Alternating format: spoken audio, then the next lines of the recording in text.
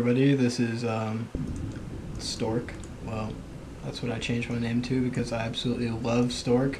Um, yeah, he uses carriers like a beast, and he's the dinosaur toss, so totally represents Stork. Anyways, if you don't know what I'm talking about, you should go check out some of the StarCraft 1 Pro League games. Stork's a big protoss name there. Go check those out because amazing games, much higher level than any StarCraft 2 game available or replay available because StarCraft 1 has been out for so much longer. Anyways, getting back to the game, this is a 1v1 I played today between myself and Whoopadidu, who, despite his unintelligent name, is actually a 2000 protoss in 1v1. So this is a league match. Diamond. I'm about 1,000 and he's 2,000, and we both scouted the normal locations and we're passing each other, and I realized that the timing, so I move immediately to this base instead of going here. Well, he checks here, so I'll get the first scout, which will give me a small advantage.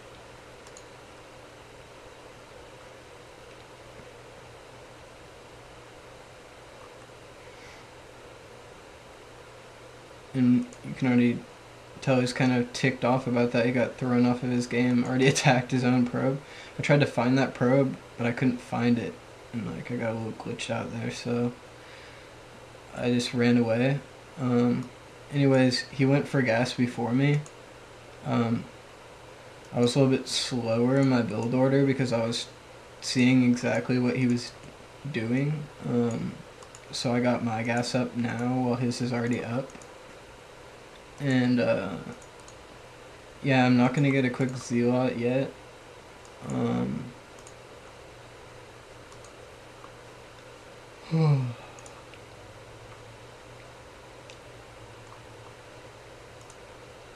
I was getting a cybercore, another pylon, and I noticed that he's building a zealot here, so I start building one myself pretty soon when I walk by it here. You'll see I build one in a second.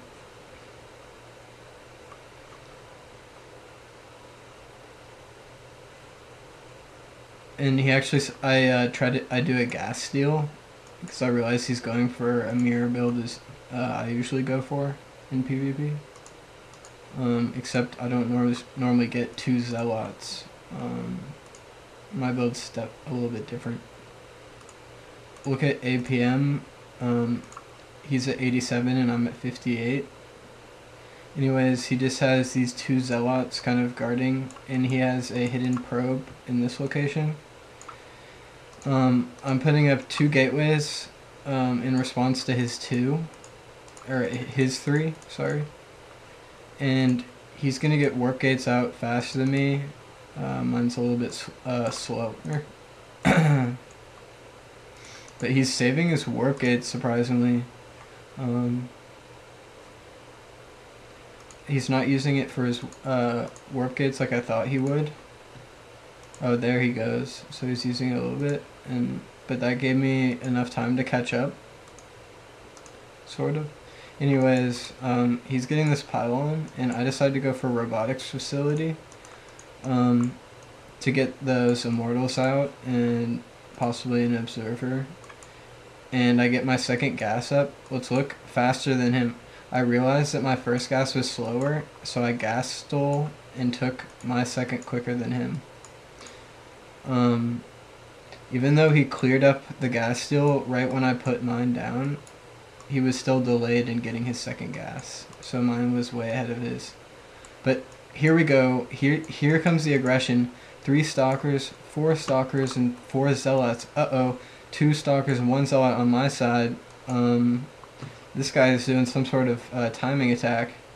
And here comes my first warp gate. 1 zealot holding the line, but that's not going to last long.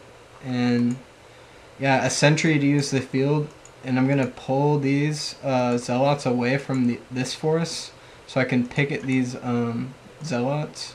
But unfortunately, somehow he got a stalker through, and now the force field's gone. So bad news for me. And here we go. I'm microing away, trying to get rid of those probes. And oh no, one more pylon. He has 2 pylons here, and he managed to kill one of my gateway pylons. And oh, three zealots warping in. I have 1 zealot fighting his 3, and the stalker with 3 kills dies. And Robo not building anything. Here comes the Immortal. 5 probes and a stalker against the zealot, while these stalkers finish off a zealot and a couple probes. And now his I build a pylon here to repower this, and he has 3 zealots attacking them, but they have to get back in the fight since I won over here. And now it's just 2 stalkers against 3 zealots along with some probes. So if I were him, I would go for the probes. Yeah, now he's starting to do that, but he really wants to just end this game now. He's going for the stalkers and gets him trapped. My probes actually trap him. And warping in 2 stalkers here. I warp in 2 zealots here. And my immortal pops out. That's going to be enough to take down these stalkers easily. And this probe blocking those stalkers in. 2 zealots and a probe against an immortal. And 3 zealots, and I'm going to win that fight. And now I'm just going to get rid of his pylons in my base. And now here is the point where I decide, should I expand or attack? If we look at the income, I didn't know this, but he only has 2 probes on one of these guys, so I'm ahead of him significantly in gas. So anyways, I decided to push out, get a cup, because I managed to keep this Immortal alive, and the good thing about Immortals is most of their life is shield, because of their ability. So his shield recharges, and damn it. his shield recharges quickly. And my second Immortal is popping out just in time for my timing attack to kick in. Notice that I bring 1 probe along with me, and I have built a pylon here earlier so I could warp units in when I decide to push out. And I'm going to bring this probe and build a pylon in this location. And let's see how this works out. Whoa, mass zealot, and he's chrono boosting charge. I was not expecting this at all. What is he doing with all this extra gas? I don't even know. But I don't think this is going to work against my tech. I mean, the sentry is going to be key here. Unfortunately, it's low on energy, but it has enough for 2 force fields still. And that's going to play a big role in this battle. And I notice all he has is zealots here, and I'm like, what the heck? And so, yeah, charge isn't finished. So this is a perfect time. And using that 2 force fields, that was kind of unnecessary.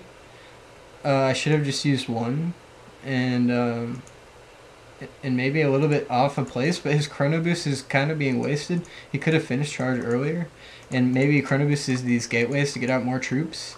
This just isn't going to be enough, and I pull back off to this ramp because there's no way they can surround me here. In fact, I can surround them, in a sense, because I'm shooting them from down here while I'm kiting them with these troops, and able to warp in more troops here, and there's the GG. So I hope you enjoyed the game. We'll take a last look at APM. I'm at 83, my opponent at 103. And spending, I spent more on army, less on technology, and roughly slightly more on economy, but about the same. But the key was I spent more on army, getting these immortals out especially. So good game, and hope you guys enjoyed.